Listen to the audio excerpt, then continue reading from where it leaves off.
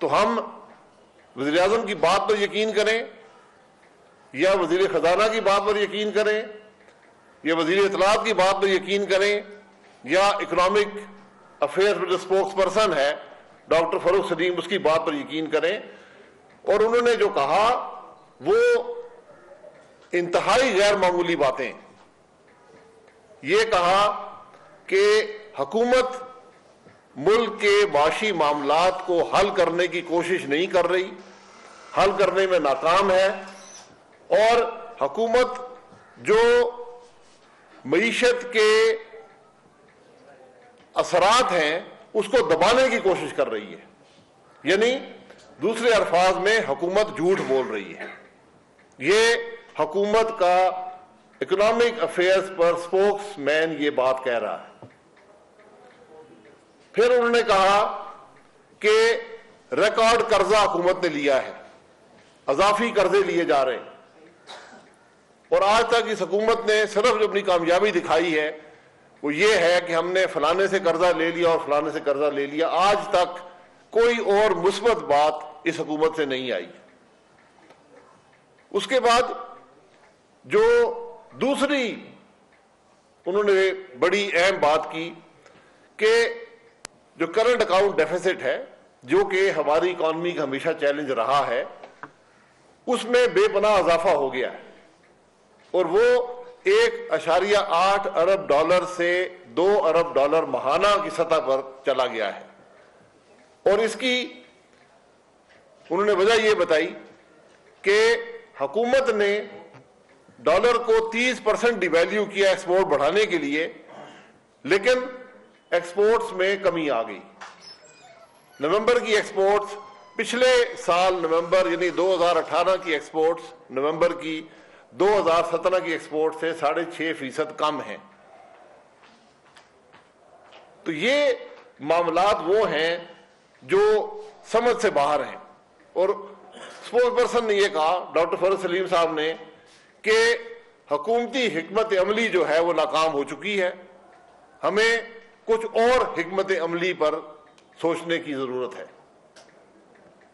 تو جو حکومت خود پہلے 4 مہینے میں اپنے ناکامی کا اعتراف کر لے, اور اس کے اثرات میں نے بھی بتایا کہ عوام پر جو اثرات پڑے وہ آپ کے سامنے ہیں, یہ چیزیں بہت غیر معمولی ہیں. اور یہ آج لمحہ فکریہ ہے پورے پاکستانی عوام کے لیے, اور ہم جو اپوزیشن میں ہیں ہمارا کام یہ ہے کہ یہ معاملات پاکستان کے عوام کے سامنے رکھیں, کیونکہ یہ چیزیں وہ ہیں جو ان پر بے انتہا اثر انداز ہوتی ہیں اور ہوں گی. یہ ابتدا ہے, میں آپ کو حقیقت سے بتا رہا ہوں, جو آپ نے آج دیکھا ہے یہ اس حکومت کی ناکامی ہے. اور جب حکومت کا اسپوکس پرسن کہے کہ خطرے کی گھنٹیاں بج رہی ہیں, تو میرا خیال ہے ہر پاکستانی کو بھی تشویش ہونی چاہیے, ہر ادارے کو تشویش ہونی چاہیے, پارلیمنٹ کو تشویش ہونی چاہیے, اپوزیشن کو تشویش ہونی چاہیے, حکومتی بینچوں کو تشویش ہونی چاہیے, اور سب سے بڑھ کر پاکستان کے عوام کو تشویش ہونی چاہیے. ایسے غیر معمولی حالات کبھی پاکستان میں پہلے پیدا نہیں ہوئے. اور ساتھ ساتھ اس اسپوکس پرسن ڈاکٹر فاروق سلیم نے کہا کہ آج ہمارے جو فارن ایکسچینج کے ریزروز ہیں یہ پچھلے 10 سال میں کم ترین سطح پر ہیں. اور پھر انہوں نے جو بات کی کہ آئی ایم ایف اور حکومت ایک پیج پر ہیں, جو آئی ایم ایف چاہتی ہے وہی حکومت بھی چاہتی ہے. اگر دونوں ایک پیج پر ہیں, ایک ہی چیز چاہتے ہیں, تو آج تک یہ فیصلہ کیوں نہیں ہو پایا کہ آئی ایم ایف پروگرام میں جانا ہے یا نہیں جانا. یہ وہ ناکامیاں ہیں جس کا آج اس حکومت کو سامنا ہے. اور بات یہاں تک جا پہنچی ہے کہ حکومت کا اپنا اسپوکس پرسن جو ہے وہ اپنی ہی حکومت پر تنقید کر رہا ہے. میرا خیال ہے آپ بہت سے میرے بزرگ حضرات یہاں بیٹھے ہیں, ایسے حالات کم از کم میں نے پچھلے 32 سال سیاست میں نہیں دیکھے کہ حکومت کا اپنا اسپوکس پرسن جس کا کام حکومت کی کارکردگی کے بارے میں عوام کو بتانا ہوتا ہے, وہ حکومت کی کارکردگی اور اس کی پالیسیز پر تنقید شروع کر دے. حقائق کیا ہیں؟ مریم عرضی صاحب نے بتایا ہے کہ وہ رہے نہیں ہیں، اب ان کو ہٹا دیا گیا ہے، پتہ نہیں، میں نے اخبار میں نہیں پڑھا، شاید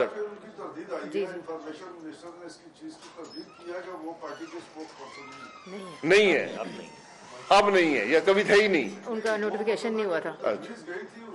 اچھا، بہرحال ان کا دعویٰ تھا کہ میں اسپوکس پرسن ہوں، یہ بھی آپ اسے فیصلہ کر لیں، کوئی بات نہیں ہے، یہ نئی بات نہیں ہے اس حکومت میں۔ اکثر لوگوں کو پتہ نہیں ہوتا کہ ان کا کیا کام ہے، وزیر اعظم کو خود پتہ نہیں ہے کہ وزیر اعظم ہے، کبھی بھول جاتے ہیں، تو شاید ڈاکٹر فاروق سلیم بھی بھول گئے ہوں۔ حقائق کیا ہیں؟ بجٹ ڈیفیسٹ جو 6 مہینے کا ہے، جولائی سے دسمبر کا، وہ 2017 کے بجٹ ڈیفیسٹ سے زیادہ ہے، یہ آج کی حقیقت ہے۔ تو وہ جو آسٹیرٹی کی باتیں تھیں، وہ جو حکومتی خرچے کم کرنے کی باتیں تھیں، اس کا کیا ہوا؟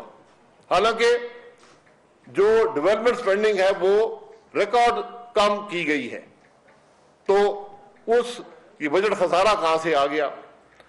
ٹیکس کلیکشن جو ہے اس سال ریئل ٹرمز میں پچھلے سال سے کم ہے، یعنی جو tax to G D P ratio ہے اس میں بھی کمی واقع ہو گئی ہے۔ ایف بی آر 6 مہینے میں 176 ارب روپیہ اپنے جو بجٹ تھا، جو ٹارگٹ تھا، اس سے کم ہے۔ 176 ارب روپیہ، یعنی آپ کو 176 ارب روپے کا اضافی بوجھ قرضہ لے کر برداشت کرنا پڑے گا، اور یہ اگر اس کو ریئل ٹرمز میں دیکھیں، انفلیشن سے ایڈجسٹ کریں، تو یہ 10% پچھلے سال سے یہ کلیکشن کم ہے، 10% کمی ایف بی آر کے ریونیوز میں واقع ہوئی ہے۔ انفلیشن یعنی افراط زر جو ہے وہ 10 سال میں بلند ترین سطح پر ہے، 10 سال میں وہ انفلیشن نہیں ہوئی، وہ افراط زر میں اضافہ نہیں ہوا جو اس 6 مہینے میں ہوا ہے، باوجود اس کے کہ اس پیریڈ کے اندر جو سب سے بڑا خرچہ ہوتا ہے آئل کا، اس میں 30% آئل کی پرائسز میں کمی واقع ہوئی ہے۔ اب ہم آتے ہیں فارن ایکسچینج کے ایشو پر، کرنٹ ڈیفیسٹ کے ایشو پر۔ ہم نے سنا ہے، نہ پارلیمنٹ کو بتایا گیا، لیکن کبھی وزیر خزانہ کہتے ہیں، کبھی وزیر اعظم کہتے ہیں، کبھی وزیر اطلاعات کہتے ہیں کہ ہم نے سعودی عرب سے 3 ارب روپیہ ڈالر حاصل کیا، یو ای سے 3 ارب ڈالر حاصل کیا، چین سے 2 ارب ڈالر حاصل کیے، اور آئل کی مد میں ہمیں 3 ارب ڈالر کا قرضہ دیا گیا۔ یہ ملا کر ٹوٹل جو ہے یہ 11 ارب ڈالر بنتے ہیں۔ اس کے علاوہ جو آئل کا بل ہے، یعنی جو ہم امپورٹ کرتے ہیں، چونکہ آئل کی قیمتوں میں کمی واقع ہوئی ہے، اور کچھ آئلی کنزمپشن میں کمی واقع ہوئی ہے کیونکہ اکانومی سلو ڈاؤن کر رہی ہے، تو وہ بھی 3 ارب ڈالر سے زیادہ سیونگز حکومت کے پاس ہے۔ تو یہ 14 ارب ڈالر کی فارن ایکسچینج کی سیونگز یا اضافی جو فارن ایکسچینج کی اویلیبلٹی ہے وہ حکومت کے پاس موجود ہے۔ فور کاسٹ جو اس سال کی تھی کہ کرنٹ اکاؤنٹ ڈیفیسٹ 12 ارب کا ہوگا، تو اگر 14 ارب آپ کے پاس اویلیبل ہے سال کے لیے اور 12 ارب کا ڈیفیسٹ کا فور کاسٹ تھا، تو پھر کرائسس کیا ہے؟ پھر ملک میں معاملات اس طرف کیوں جا رہے ہیں؟ اس کا جواب پاکستان کے عوام مانگتے ہیں، کیونکہ اس کا اثر براہ راست پاکستان کے عوام پر ہوگا۔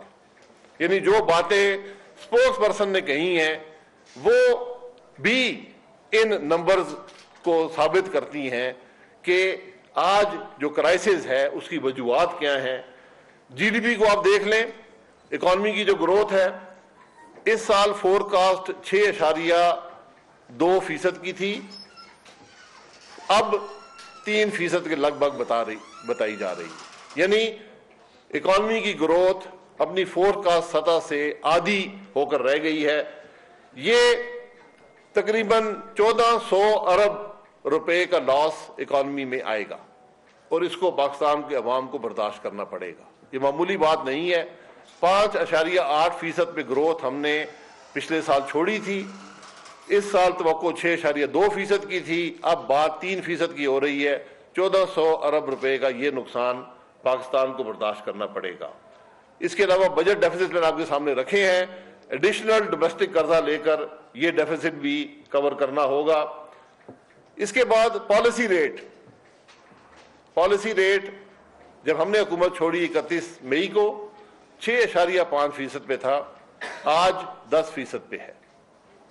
इसका बोझ सिर्फ हुकूमत पर, क्योंकि हुकूमत जो कर्जा लेती है वो भी इस रेट से लिंक्ड होता है, उसका काफी बड़ा हिस्सा 400 अरब का अजाफी डेफिसिट आपको पॉलिसी रेट में इंक्रीज की वजह से इस साल बर्दाश्त करना पड़ेगा। तो यानी 400 अरब रुपया अजाफी कर्जा लेना पड़ेगा। इन्वेस्टमेंट पर जो असर होगा, जो लोग 6.5% के सतह पर इन्वेस्टमेंट कर रहे थे, जब इन्वेस्टमेंट 10% पर आएगी उनका कारोबार वायबल नहीं रहेगा, इसके इकॉनमी पर बड़े मनफी असरात होंगे।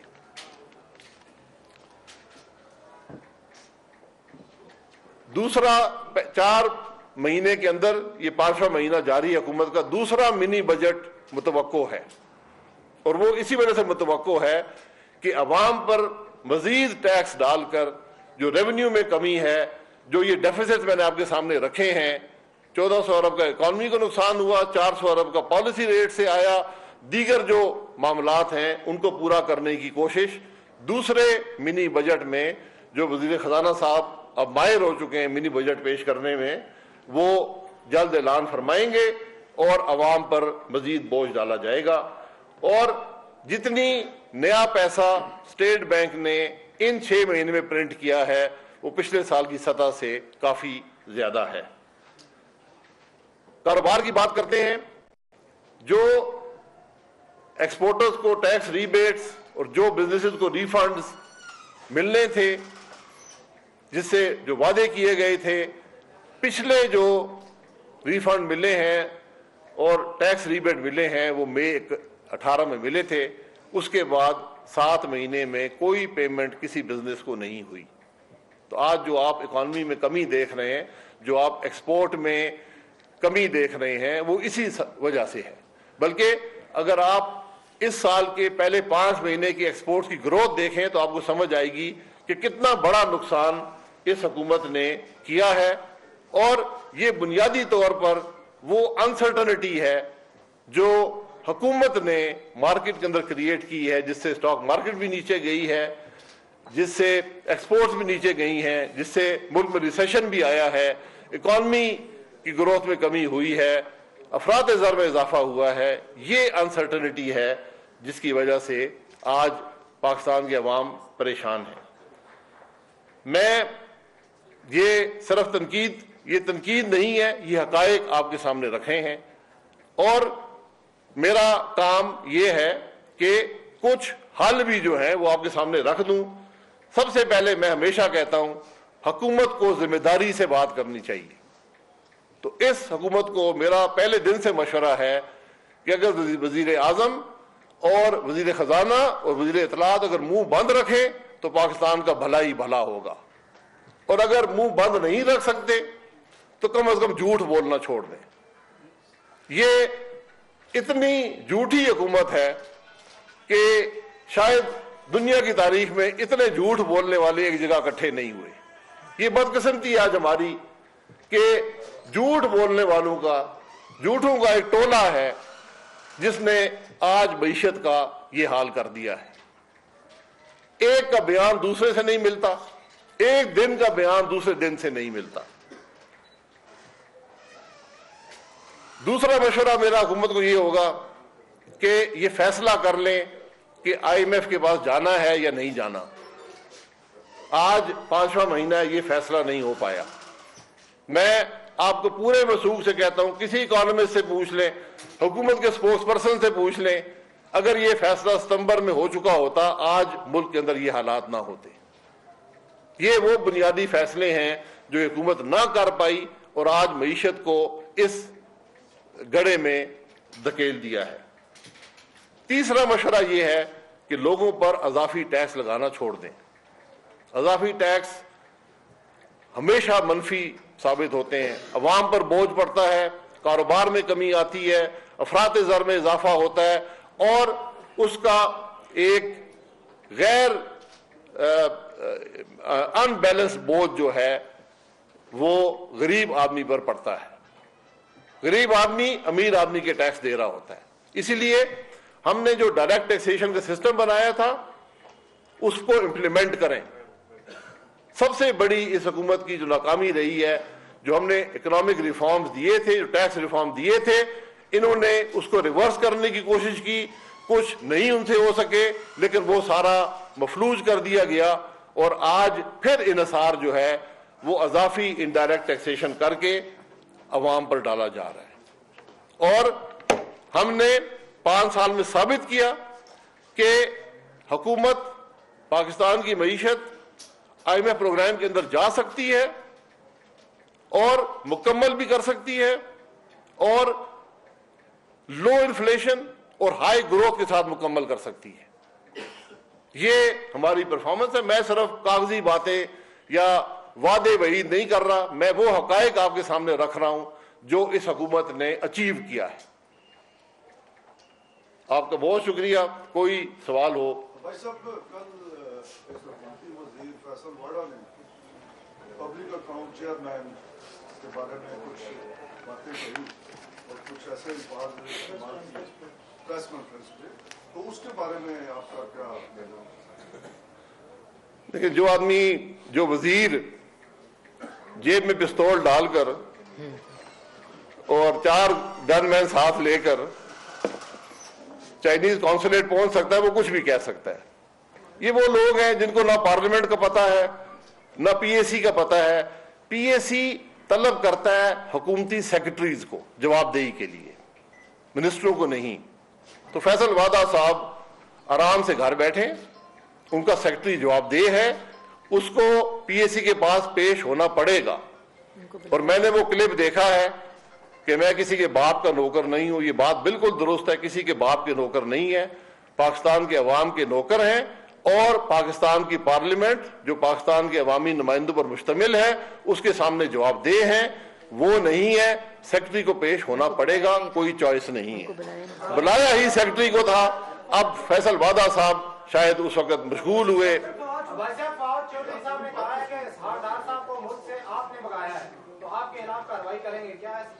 بالکل میرے خلاف پرچہ درج کیا جائے اور اس میں جو فریق ہیں وہ بنایا جائے فواد چودھری صاحب کو، اور اگر غلط ثابت ہو تو فواد چودھری صاحب کو جیل میں ڈالا جائے. صاحب یہ بتائیے گا کہ آپ پاکستان کی بڑی پولیٹیکل پارٹی ہے اور جو آپ نے فگرز دیے ہیں ان پہ لنک کرنے کے علاوہ اور کوئی شاید چارہ نہیں ہے. اچھی بات ہے آپ میڈیا میں آئے ہیں، لیکن آپ بھی کہا کرتے ہیں سر کہ پارلیمنٹ ایک بہترین فورم ہے. میاں شہباز شریف صاحب کو جب پروٹیکشن آرڈر جاری نہیں ہو رہے تھے تو ساری اپوزیشن کو ہم نے دیکھا کہ پارلیمنٹ کے باہر آ گئی. وہ جب میاں شہباز شریف صاحب کا معاملہ ہوتا ہے آپ لوگ پارلیمنٹ کے گیٹ پہ آ جاتے ہیں. جب 22 کروڑ عوام کا معاملہ ہوتا ہے تو آپ ایک چھوٹی سی پریس کانفرنس کرتے ہیں. What is the reason you are not coming out of the parliament on parliament gate to protest against this act of the government? دیکھیں ہم نے ایڈجرنمنٹ موشن بھی دیے ہیں، کویسچن آف پریویلیج بھی دیے ہیں.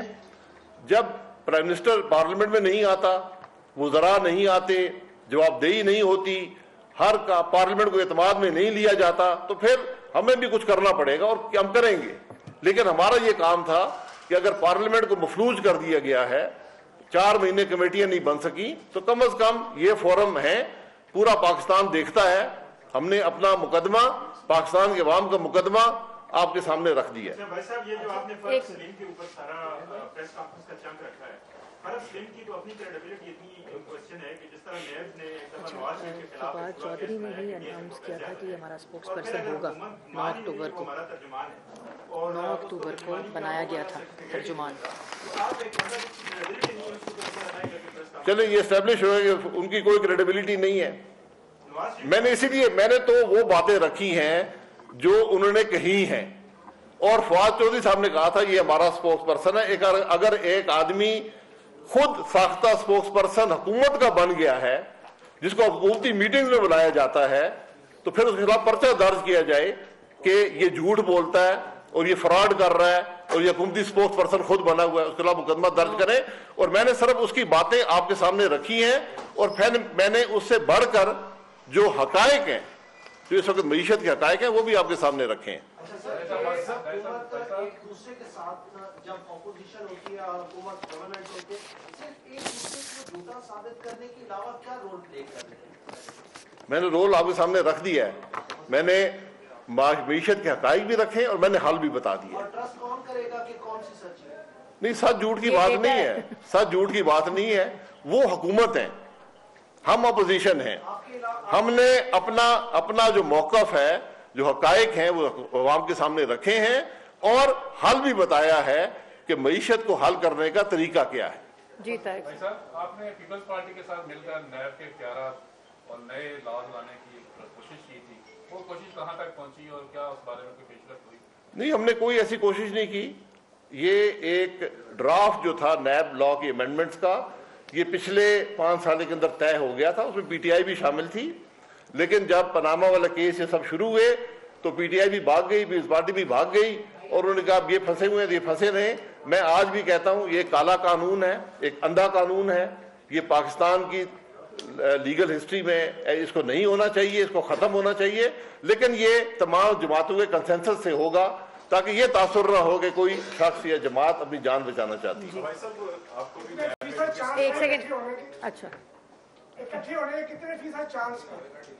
किसके इकट्ठे होने की? सबके। अपोजिशन के इकट्ठे होने, हुकूमत और अपोजिशन इकट्ठी है, अपोजिशन इश्यूज पर इकट्ठी है। हमारे इश्यूज पर डिफरेंट व्यू पॉइंट्स भी हो सकते हैं, लेकिन जो बुनियादी इश्यूज हैं हम उन पर इकट्ठे हैं। भाई साहब, आपको कोई नैब ने नोटिस किया हुआ है, वो क्या केस क्या है और उसका सामना करेंगे? मुझे कोई नोटिस नहीं आया, जो केस भी आएगा इंशाल्लाह सामना करूंगा। मैं इस बार हमेशा कहता हूं, एहतसाब का अमल मुझसे शुरू करें, मेरी काबीना से शुरू करें और सबसे बढ़कर इल्जाम वो हो जिसमें कोई हकीकत हो। इल्जाम लगाएं जरूर, लेकिन प्रोसिक्यूशन और परसिक्यूशन में बड़ा फर्क होता है। इस वक्त परसिक्यूशन का माहौल है, ये इंसाफ नहीं है, ये इंसाफ का माहौल नहीं है। बहरहाल मैं हर वक्त हाजिर हूं जो इल्जाम भी कोई लगाना चाहे। एक सेकंड एलिगेशन आप ही के ऊपर है। क्या जी? पीआईए को तबाह करने का मैं हाजिर हूं जी, मेरे भाई मैं हाजिर हूं, मैं हाजिर हूं। अगर मैंने 2.5 साल पीआईए में रहा हूं, अगर मैंने एक पैसा कर्जा लिया हो तो मैं हाजिर हूं। मेरे बाद जो आए हैं उन्होंने 450 अरब के कर्जे लिए हैं। तो मुझ पे जो इल्जाम लगाना है लगाएं, पब्लिक के सामने लगाएं, जवाबदेही के लिए तैयार रहें और सिर्फ माफी मांग ले। आप भी माफी मांग ले तो बेहतर है। जी, ये जो पब्लिक इंपॉर्टेंस के प्रोजेक्ट्स हैं, जैसे ऑरेंज ट्रेन है या जैसे यहाँ मेट्रो, इस वक्त बिल्कुल उसको स्लो कर दिया, तो इसके ऊपर आप कुछ बताएं, बिकॉज वो कह रहे हैं कि ये फिजिकल नहीं है और इसको आगे नहीं चलाना। देखें, ये वो बातें हैं, ये बचगाना बातें हैं जो हुकूमत करती है। मैंने यही कहा, पंजाब हुकूमत का आप हाल देख लें, वहाँ कोई वजीर आला नहीं है, हुकूमत आज मफलूज है। ये पब्लिक इंपॉर्टेंस के प्रोजेक्ट हैं। मेट्रो ट्रेन पर कोई अमीर आदमी नहीं बैठता, MNA MPA नहीं बैठते, गरीब आदमी ने सफर करना है। दुनिया का कोई बड़ा शहर बता दें जिसमें मास ट्रांजिट के बगैर वो शहर चल सकता हो, तो ये अब वो बन चुका है।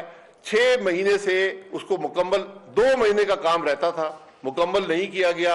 अब उस पर अरबों रुपए का खसारा होगा, डॉलर स्ट्रांग हो गया है।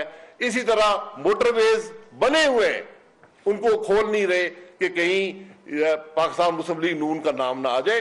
ये आज हुकूमत की कारकर्दगी है। आपने कहा आप पीआईए करे, 2.5 साल में क्या फॉल्स थे जो पीआईए वहीं की वहीं खड़ी रही और एयर ब्लू जो है वो ड्रोन कर गई? मेरे ख्याल आप भी हकीकत देख लें, मैं 2.5 साल पीआईए में रहा हूं, 1999 तक। मेरी परफॉर्मेंस देख लें। पीआईए पब्लिक कंपनी है, उसका हर चीज डॉक्यूमेंटेड होती है। 94 में मैंने एयर ब्लू शुरू की, 2004 में, 4 साल बाद 2 साल जेल काट कर और एक कंपनी बनाई जिसने सैकड़ों अरब रुपया मुल्क का टैक्स भी दिया है, जिसमें हजारों लोग एम्प्लॉय भी हुए हैं। मैं उस कंपनी का मालिक नहीं हूं। मैंने कंपनी बनाई थी लेकिन मेरे पास पैसे नहीं थे, मार्केट में पैसे उसके शेयर बेचकर वो कंपनी आज चल रही है। मेरा 5 साल से उस कंपनी से कोई ताल्लुक नहीं है और कंपनी अल्हम्दुलिल्लाह मौजूद है, पाकिस्तान की अवाम की खिदमत कर रही है और टैक्सेस पे कर रही है। पीआईए से जो फेक डिग्रीज के इल्जाम में जिन लोगों को निकाला गया है, कल सेनेट की स्टैंडिंग कमेटी और एडिशन में मुशाहिदुल्लाह खान साहब ने कहा है कि ये जो मैटर है इस सब कमेटी को रेफर कर दिया जाए। तो मेरा सवाल ये कि क्या मुस्लिम लीग नून जाली डिग्री वालों को बचाना चाहती है? देखिए, सब कमेटी में रेफर कर दें, जाली डिग्री के बहुत से केसेस हैं मुझे इस पर्टिकुलर बात का पता नहीं है। सब कमेटी देख लेगी कि क्या हकाइक हैं, क्योंकि बहुत सी ऐसी बातें हैं जो इतनी पुरानी हैं कि आज उनको अगर आप निकालना शुरू करेंगे तो उसके कोई पॉजिटिव एस्पेक्ट नहीं होते। बहरहाल इस इशू को रिजॉल्व होना चाहिए।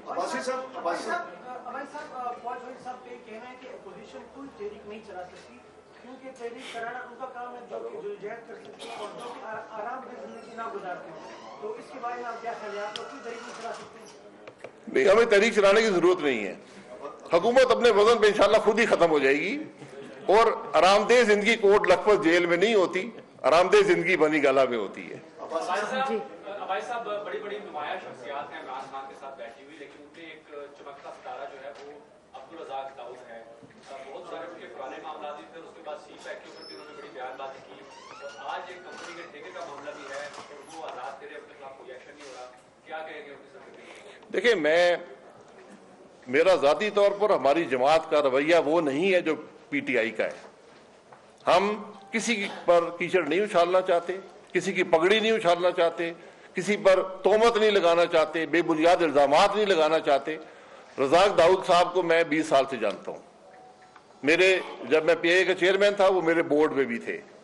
एक ऑनरेबल, डिसेंट और एथिकल आदमी है। अब जो ये मामला है इस ठेके का, डेस्कॉन कंपनी के जहां तक मुझे इल्म है उनकी मेजॉरिटी शेयर होल्डिंग है, जहां तक मुझे इल्म है, अगर नहीं है तो वो वजाहत कर देंगे। उस कंपनी ने मोमंद डैम के लिए बिड किया था और आज ये हकीकत मोमंद डैम की भी अवाम के सामने आ गई है कि मोमंद डैम पर काम कौन से किया। उस हुकूमत का नाम PMLN की हुकूमत और मोहम्मद नवाज शरीफ की हुकूमत थी। बिड की गई, 2 बिड्स आई, ये पिछले साल की बात है, जिसमें एक बिड में जॉइंट वेंचर में डेस्कॉन, जो कि रज़ाक दाऊद साहब की कंपनी, मुझे अब नहीं पता अभी शेयर होल्डिंग उनके पास है या नहीं है, वो कंपनी है। दूसरी कंपनी जो थी वो भी एक चीनी कंपनी थी, उसका भी एक पाकिस्तानी पार्टनर था, वो क्वालिफाई नहीं कर सकी। इस कंपनी की फाइनेंशियल बिड्स खोली गई हैं और उसमें ये कंपनी को अब ठेका दिया जा रहा है। ये कानून के मुताबिक है। अब सिर्फ मसला ये है कि रज़ाक दाऊद साहब ने फैसला करना है, क्योंकि वो इस अरसे में सियासत में आ गए। जब बिड डाली गई थी सियासत में नहीं थे, जब बिड खुली है सियासत में है, हुकूमत के अहम ओहदे पर है। ये फैसला अब उनके पास है कि क्या वो इसको कॉन्फ्लिक्ट ऑफ इंटरेस्ट समझते हैं या नहीं समझते। इसकी वजाहत रज़ाक दाऊद साहब ही करेंगे। मैं और आप इस पर स्पेकुलेट ना करें तो अच्छा है।